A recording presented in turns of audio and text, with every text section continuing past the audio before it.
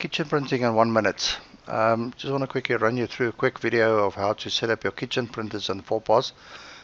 Oversight, we've never done one of those, so maybe I've missed it, but in any case, let's go through it quickly. Alright, so first of all, let's start off with your printer settings. So under your printers and stuff, you need to set up a printer, which is obviously a receipt printer, and also a printer which will be your remote or kitchen printer then. Now in my example here, what I've done is I've created on the same port or the same printer then printers, a KP1 printer and a 58mm printer just for my receipt. So just to do that, you'll install the printer first of all and then rename it. So if I go to the printer properties of KP1, you'll see it sitting on the same port. All I've done is literally just renamed it. It's quite simple. And then once that is done, and now I've got physically two printers, I can print to any one of them individually.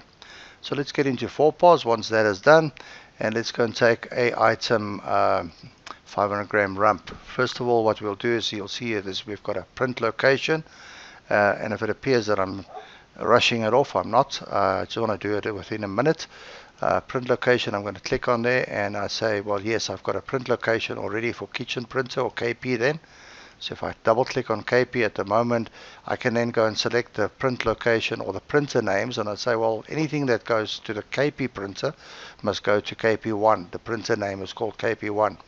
And then I'm going to save that, exit out of there. No, I don't want to run that now.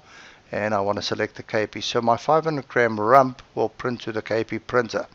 So while I'm busy doing that, let's just go a little further and we go to cooking messages itself.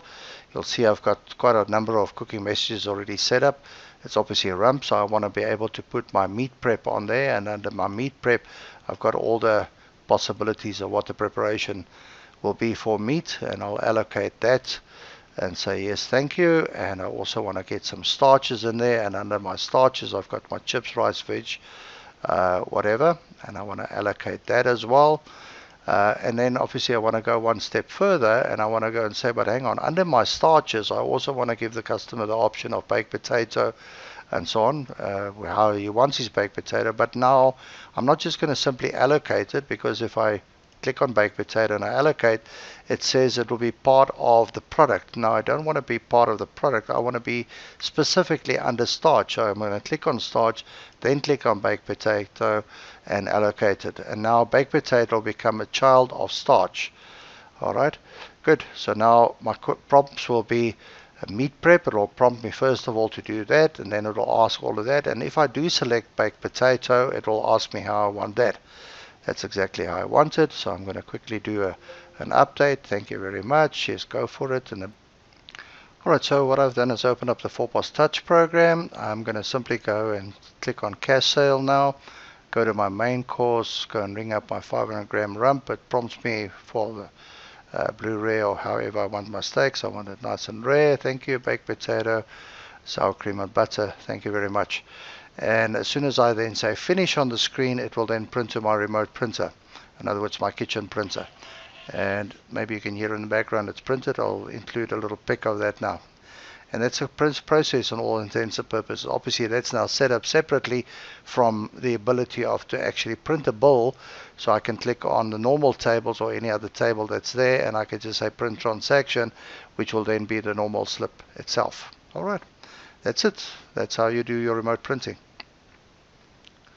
So just the last footnote on this whole process. Obviously you can see at the top of the screen where my mouse is now that it says KP1. Obviously you can have as many kitchen printers or KPs as you wish. We have customers that's got 9 printers in the kitchen, one for grill, one for salads, one for chef station, which is like the controlling part, one for fish, one for cappuccinos or desserts or whatever the case may be. So again, you can split it up as many places as you want, and you can also specify that certain items must print on multiple printers, as we showed earlier. Obviously the font size of the slip can be manipulated. You can say how big you want the slip or even the products to print. You'll play around with it and see what works for your printer. This is a 58mm printer, so not too much space, but still more than enough, more than sufficient. Again, look at the cost of the 58.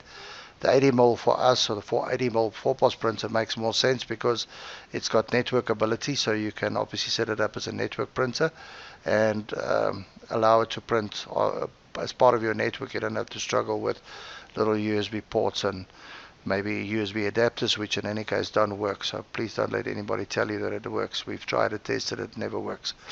It works 1 or 2, 3 times, but you'll definitely have problems in your kitchen printers. Lastly, then obviously the guest counts, the number of guests on the table, the date that the order was processed, so you can see how long the orders are taking to come out of the kitchen of customer complaints, how many printers have been used, the items with, as you can see, the prep instructions are there as well. We want it rare, baked potato, sour cream and butter. Now again, you might say, but it doesn't fit. Well, maybe what you'll do is you'll change your starch prep instruction to not be that just by starch. In other words, it'll have more space on the page. And that's it. Enjoy.